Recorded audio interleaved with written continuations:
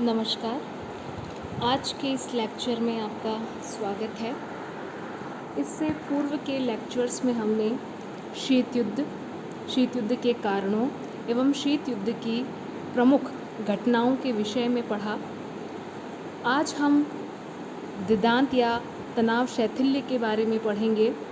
जैसा कि पूर्व में हम पढ़ चुके हैं कि 1962 के क्यूबा संकट से कहीं ना कहीं दोनों महाशक्तियों एवं संपूर्ण विश्व को इस बात का आभास हुआ कि यदि किसी भी रूप में परमाणु युद्ध होता है तो निश्चित तौर पर इससे संपूर्ण विश्व समाप्त हो जाएगा। तो ऐसे में कहीं ना कहीं 1962 के क्यूबा संकट को जहां शीत युद्ध का चरम बिंदु माना जाता है, वहीं इसे एक शिथिलन का बिंदु भी माना जाता है, क्योंकि 1962 के क्यूबा संकट के बाद शीत युद्ध में शिथिलता आने लगी। अमेरिकी एवं सोवियत दोनों ही समकक्षों अर्थात ख्रुश्चेव और कैनेडी ने अपने अपने देशवासियों को यह समझाने का प्रयास किया कि शीत युद्ध से अनंत है, दोनों ही पक्षों का कोई लाभ नहीं होने वाला है। अतः शीत युद्ध में कमी लाना और पारस्परिक संबंधों को मधुर बनाना ही समय की सबसे बड़ी आवश्यकता है। अमेरिका और सोवियत संघ के संबंधों में आए इस नए परिवर्तन को ही अंतर्राष्ट्रीय राजनीति में तनाव शैथिल्य अथवा देदांत के नाम से जाना जाता है। यहाँ से अमेरिका और सोवियत रूस के मध्य संवाद स्थापित करने की प्रक्रिया की शुरुआत हुई। अतः इसी भावना को आधार बनाकर शीत युद्ध के इस चरण में दोनों ही महाशक्तियों के बीच जो प्रमुख घटनाएं या ये कहा जाए कि तनाव को कम करने के लिए जो कदम उठाए गए, हम उन कदमों को एक एक बार पढ़ेंगे। जो तनाव शैथिल्य का काल है वह प्राय 1963 से 1979 तक माना जाता है। अतः इस काल में जो प्रमुख घटनाएं हुई जिन्होंने शीत युद्ध के तनाव को कम करने का कार्य किया, हम उन्हें निम्न बिंदुओं के अंतर्गत समझ सकते हैं। क्यूबा मिसाइल संकट के बाद दोनों ही महाशक्तियों ने महसूस किया कि तनाव को कम करने के लिए निशस्त्रीकरण पर अपना ध्यान केंद्रित करना चाहिए। निशस्त्रीकरण अर्थात शस्त्रों को समाप्त करना।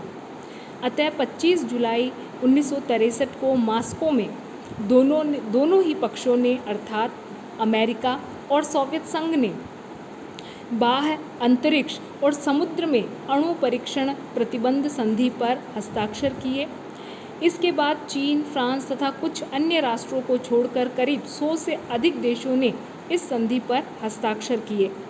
इस समझौते के बाद दोनों पक्षों ने एक और सकारात्मक कदम बढ़ाते हुए 1963 में हॉटलाइन समझौता संपन्न किया।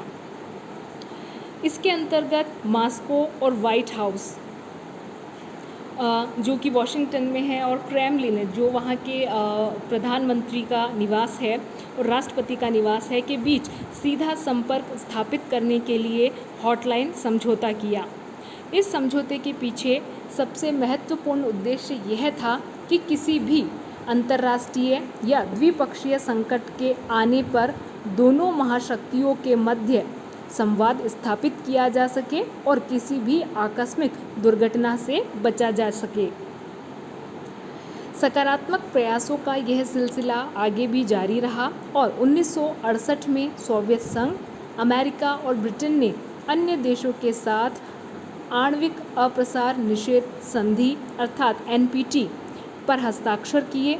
इसमें इन महाशक्तियों ने तय किया कि परमाणु क्षमता विहीन संपन्न राष्ट्र परमाणु क्षमता संपन्न राष्ट्रों को किसी भी प्रकार से परमाणु अस्त्र प्राप्त करने में सहायता नहीं करेंगे।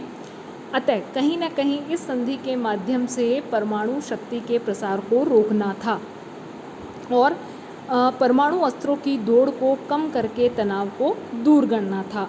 1970 में सोवियत संघ और पश्चिमी जर्मनी के बीच मॉस्को बोन समझौता संपन्न हुआ।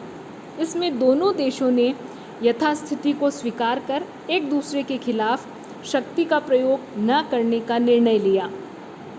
मास्को बोन समझौते के बाद पश्चिमी जर्मनी के चांसलर ने बर्लिन की समस्या को हल करने के लिए नए उपायों का सूत्रपात किया। काफ़ी विचार विमर्श के बाद 1971 को अमेरिका, सोवियत संघ, ब्रिटेन और फ्रांस ने बर्लिन पर एक समझौता किया और इस समझौते द्वारा यह निर्णय लिया गया कि यथापूर्व स्थिति को बनाया रखा जाएगा, परंतु इसके साथ ही पश्चिम बर्लिन के लोगों को पूर्वी बर्लिन तथा पूर्वी जर्मनी में जाने की अनुमति होगी और इस समझौते के माध्यम से कहीं ना कहीं बर्लिन समस्या के तनावों को और साथ ही शीत युद्ध के तनाव को कम करने में भी सहायता मिली। इसी सकारात्मक दिशा में आगे बढ़ते हुए 4 जुलाई 1972 को उत्तरी कोरिया और दक्षिण कोरिया के मध्य एक समझौता संपन्न हुआ। इन दोनों ही देशों ने अपने संबंधों को सामान्य बनाने के लिए कार्य करना शुरू कर दिया।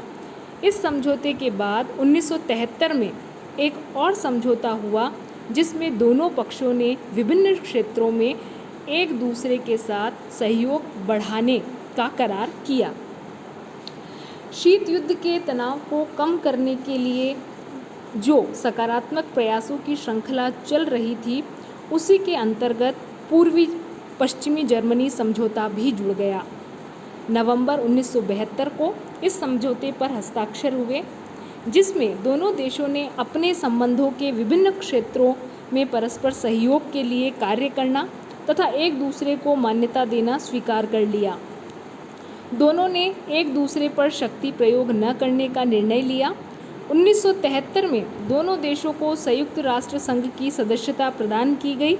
इस समझौते ने पुराने शीत युद्ध के युग का कहीं न कहीं समापन कर दिया और वो जो तनाव परमाणु युद्ध का था वह एक प्रकार से टल गया। इसी कड़ी में आगे बढ़ते हुए 1973 में फिनलैंड की राजधानी हेलसिंकी में यूरोपीय सुरक्षा और सहयोग सम्मेलन प्रारंभ हुआ। इसमें यूरोपीय साम्यवादी तथा गैर साम्यवादी राष्ट्रों ने एक सुर में अंतर्राष्ट्रीय संबंधों में सहयोग देने हेतु आवाज़ उठाई। यह स्वीकार किया गया कि कोई भी राष्ट्र अपने राष्ट्रीय हित के इच्छित उद्देश्यों को प्राप्त करने के लिए अपनी सैनिक शक्ति को प्रयोग में नहीं लाएगा। इसके बाद अगस्त 1975 में अमेरिका तथा यूरोप के 35 राज्याध्यक्षों ने हेलसिंकी में जो दूसरा यूरोपीय सुरक्षा सम्मेलन आयोजित हुआ उसमें एक समझौते पर हस्ताक्षर किए। इसमें राष्ट्रों ने अपने संबंधों को व्यवस्थित तथा शांतिपूर्ण ढंग से चलाने के लिए एक आचार संहिता बनाई। सभी राज्यों ने साम्यवादी या गैर साम्यवादी राजनीतिक व्यवस्थाओं को ध्यान न रखकर परस्पर एक दूसरे के साथ सहयोग की भावना को स्वीकार किया। सन 1975 में कंबोडिया युद्ध समाप्त हो गया। इससे शीत युद्ध का एक प्रमुख केंद्र भी समाप्त हो गया। अतः 1962 के क्यूबा संकट के बाद एक ऐसा काल आता है जहां शीत युद्ध जो चरम पर था वो धीरे धीरे शिथिल होता है और दोनों ही जो महाशक्तियां हैं वे एक दूसरे के विरोध के स्थान पर एक दूसरे के साथ सहयोग की भावना से कार्य करती है। आगे के वीडियो लेक्चर में हम पुनः जो एक नवीन शीत युद्ध की शुरुआत होती है के विषय में पढ़ेंगे। आज के इस लेक्चर में इतना ही। धन्यवाद।